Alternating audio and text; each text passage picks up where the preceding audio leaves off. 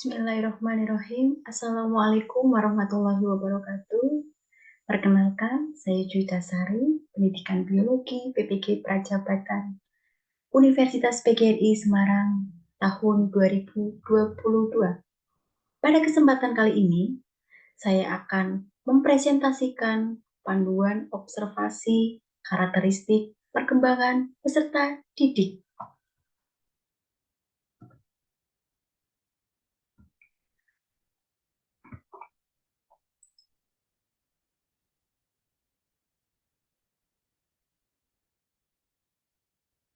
Dalam panduan observasi peserta didik, ada beberapa aspek yang diamati. Yang pertama, perkembangan fisiologis. Yang kedua, perkembangan kognitif. Yang ketiga, perkembangan sosio-emosional. Keempat, motivasi belajar. Kelima, minat belajar. Keenam, gaya belajar. 7, perkembangan moral. Dan 8, status sosial ekonomi.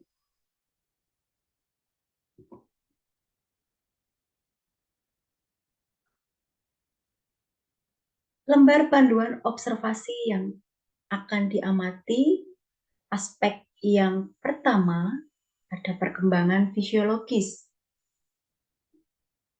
Indikatornya, pertama, peserta didik memiliki tinggi badan dan berat badan yang sesuai dengan perkembangannya. Kedua, peserta didik sudah mengalami pubertas. Aspek yang kedua adalah perkembangan kognitif. Indikatornya, pertama, peserta didik dapat menjawab pertanyaan yang diberikan oleh guru. Yang kedua, peserta didik dapat mengemukakan ide atau gagasan. Yang ketiga, peserta didik dapat menghubungkan materi yang dipelajari dengan kondisi nyata atau kontekstual.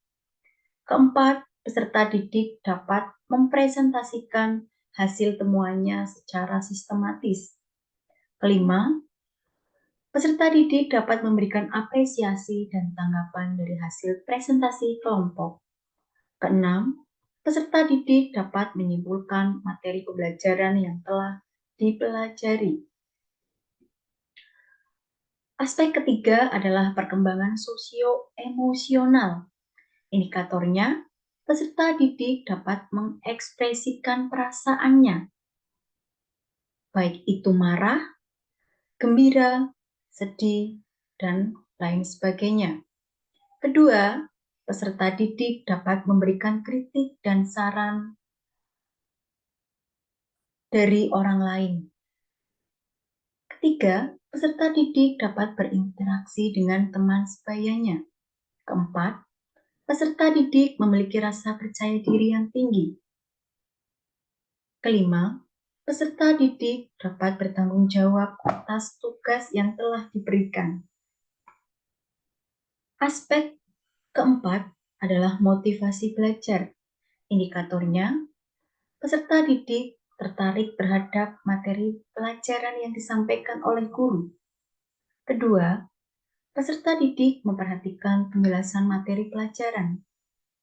Ketiga, peserta didik mengerjakan tugas yang diberikan oleh guru dengan tuntas. Dan keempat, peserta didik mencari sumber belajar di buku lain atau dari internet ataupun dari sumber belajar yang relevan. Aspek kelima adalah minat belajar.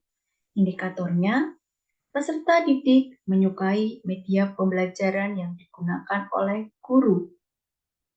Kedua, peserta didik tidak berbicara sendiri, tidak mengantuk, dan tidak bermain ketika guru sedang melaksanakan proses kegiatan pembelajaran di kelas.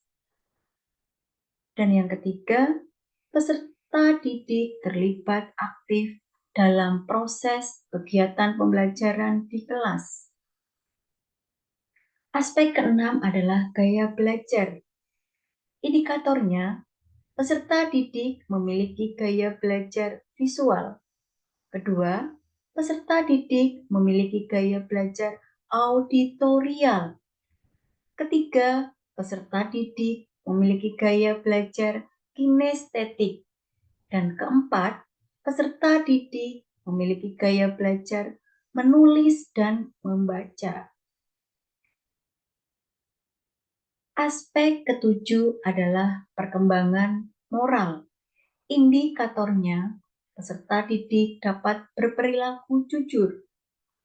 Kedua, peserta didik menyadari jika melakukan pelanggaran, maka akan mendapatkan sanksi.